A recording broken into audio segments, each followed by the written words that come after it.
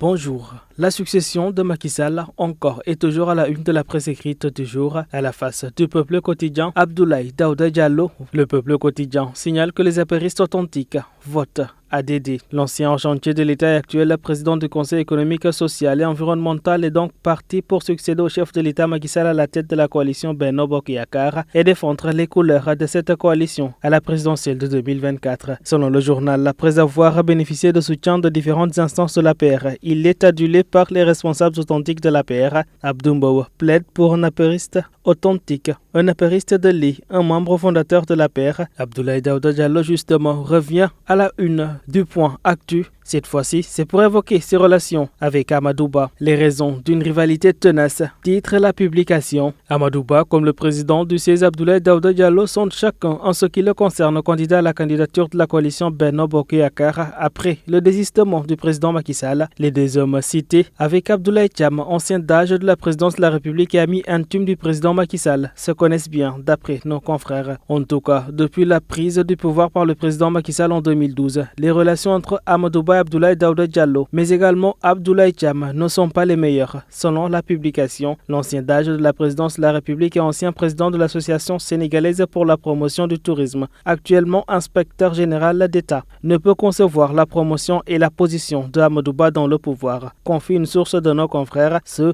bien au fait de la chose politique est très bien introduite dans le parti au pouvoir. Le Témoin quotidien pour sa part, sur cette élection présidentielle de 2024, souligne au bec rouge Abdoulaye Daouda Diallo, meilleur cheval de la majorité présidentielle. Du côté des Échos quotidiens, les deux hommes ont été réunis par Abdou Mbow, nous explique la publication. C'était bien évidemment à l'occasion de la cérémonie de dédicace du livre Itinéraire d'un député au cœur de la République. À la une également de nos confrères, l'arrestation d'El Malick Ndiaye pour une déclaration qui lui est prêtée. El Malick Ndiaye, arrêté à cause d'un faux audio. Revenons à présent à la politique avec Buzz Le Jour qui nous amène à l'Assemblée nationale pour parler de l'examen des projets de loi issus du dialogue. L'hystérie, c'est le titre qui barre la une de nos confrères. L'article 87 sur la dissolution de l'Assemblée nationale, dénoncé par Doudou Wade, Mamadou Ibra Kane, Guy Marius Sagna, entre autres.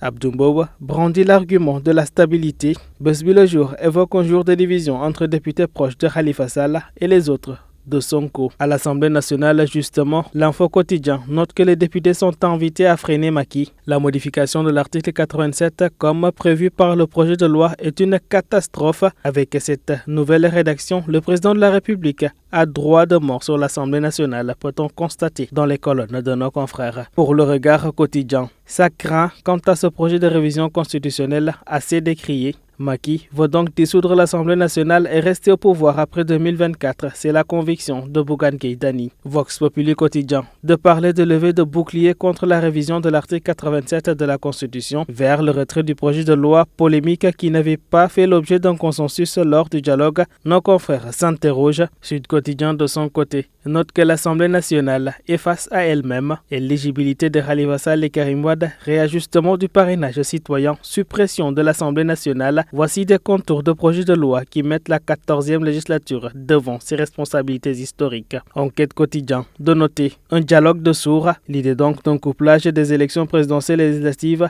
ne passe pas du tout, signale le journal. Parlons à présent des migrations clandestines avec l'Observateur quotidien. Le journal du groupe Futur Média de noter une vague de morts sur les plages. Rufisque touché au cœur. Ainsi va donc la presse du jour à toutes et à tous. Une bonne lecture.